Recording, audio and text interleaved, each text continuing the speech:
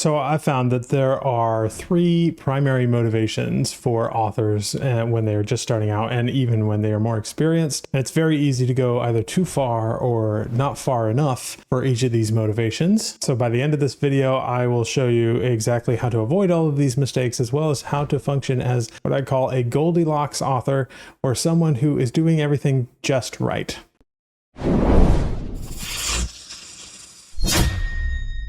So there are three primary motivations for authors, and there may be more motivations out there in this world, but for authors and for business owners in general, I'd say most fall under these three motivations. They are profit or money, passion, and people. And even just saying those, you're probably already thinking, well, people is obviously way better than profit. And you're already making micro judgments about all three of these things. But Aristotle had this thing about where he said almost anything can be a vice or a virtue. Any virtue, when taken to an extreme, can be a problem. And Aristotle pointed out that there are vices of excess, where you have too much of a good thing, and vices of lack, where you're not having enough of a good thing. And profit, passion, and people are examples of three different virtues that all have vices of excess and vices of lack.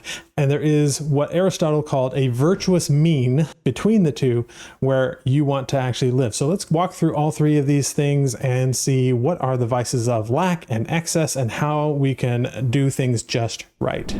Starting with profit. Now, I can already tell that probably many of you are already saying, well, like, profit's not really what I'm interested in. Like, I'm in it for something higher, something holier, something greater. You are already dangerously close to having a lack of this virtue. Profit can still be a virtue. So what does a lack of profit look like?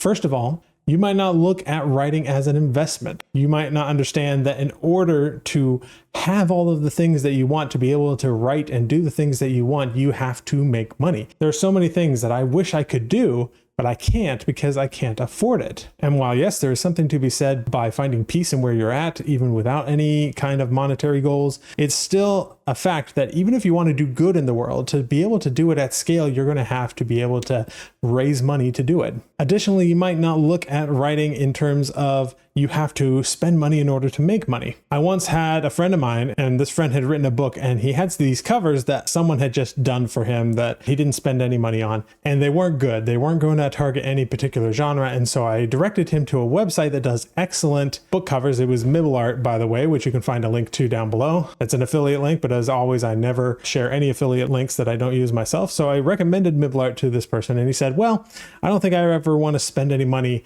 on something if I don't know it's going to actually make me money. And that's the rub there. Most people will not take risks to invest money, but you have to invest money in order to make money. It's like that saying that you will miss 100% of the shots that you don't take. And this was an example of my friend not even taking the shot. He could have spent the money on the book covers and maybe he wouldn't have made any more money, but also maybe he would. He certainly was not going to make any money with the crappy covers that he had. People with a lack mindset around profit also are less likely to look for ways to work smarter, not harder. You just think like, well, in order to make money, I've got to work hard.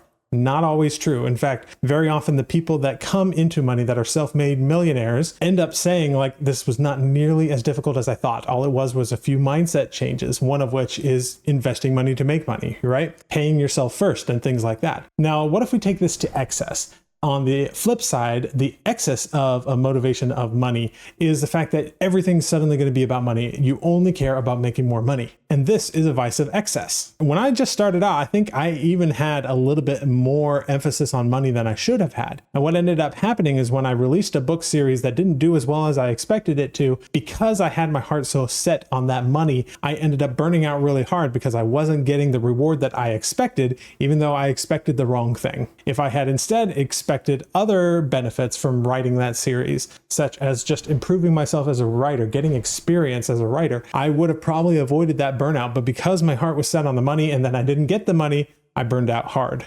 Additionally, when your heart is completely set on the money, you're not going to be making decisions that are in favor of other people or in favor of just writing a good book. It's only going to be looking at the things that are most likely to make you money, which why they might work in the short run, because you can always get somebody to buy you and give you a chance the first time.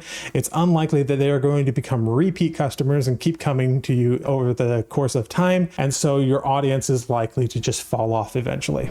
All right, let's look at the second motivation, passion. And by passion, I mean like passionate about the craft of writing, passionate about the specific ideas that you have for your book. Let's talk about what a lack of this motivation. First of all, I don't think that authors are actually having too much of a lack of this particular virtue, because I think most of us get into writing because we are passionate about it. If we were just passionate about, say, money, there are easier ways to make money than by becoming an author. And so I don't think many of us actually have a lack of passion as a motivator. But over time, it can become something that we lose. So if you are an experienced author, you may actually have lost a little bit of the passion that you initially had for the craft. You may have started focusing on other aspects like the business side of things, or, management, or all kinds of things that might not be in alignment with who you at your core are. Or maybe you just don't care about the product at all, and and this kind of bleeds into the vices of money.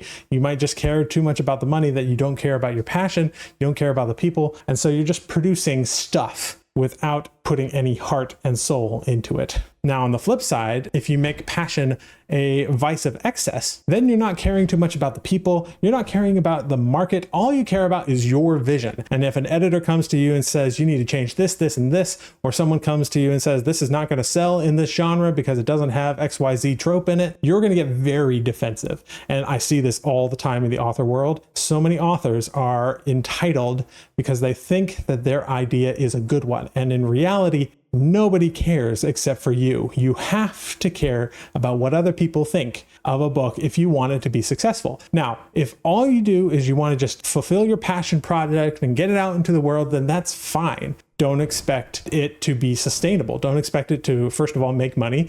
Don't expect it to resonate with people unless those people are carbon copies of you. And please just don't get defensive when editors tell you that there is something that can be improved. It's not a reflection of you if something is a problem. It's just a reflection of your current skill level. You can absolutely improve that skill level, and your self-worth is not tied to your book, as a lot of people who have an excess of passion, I think, mistakenly believe about themselves. So if you are choosing the virtuous mean of passion and doing things just right, here's what you're going to be doing. You're going to let that passion fuel you from the start, and to help you get passionate about perfecting your craft and improving as a writer and really putting the attention on the book that it needs to have. You'll also spend time on projects that you love. But in order to keep this at the virtuous mean, you have to also recognize that there are going to be people that also have desires and wants, and you want to appeal to them as well.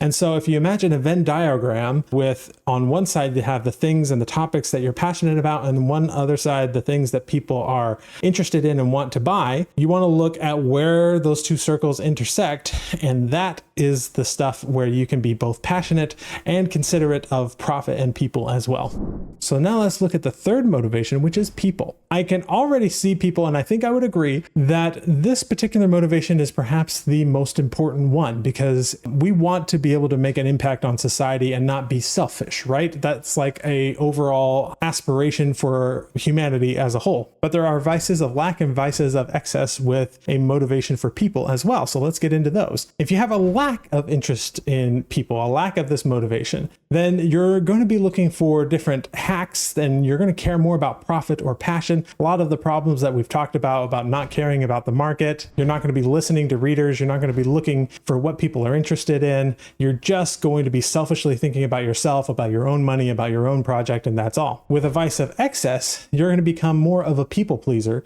who doesn't spend any time on their own mental health or anything like that. You're just so focused on doing everything that everybody else wants without considering yourself at all. And the motivation of people is you want to put people first. You do want to look at what readers want, what genres are interesting to these readers, what tropes do they like, and spending a lot of time figuring out what those things are. But you will also want to do so in a way that is in alignment with your own personal goals and passions in life, and in ways that will make you money so you can sustain this whole thing overall. So those are the 3 different motivators for authors and how you can live in alignment in that Goldilocks zone for all 3. And if you like this video, I have a whole video I did about mistakes that I made as an early author and what I would do to avoid those mistakes in the future. Some of those mistakes are very similar to things that I've talked about now because I had my motivation in the wrong place. So check that video out and I'll see you in the next one.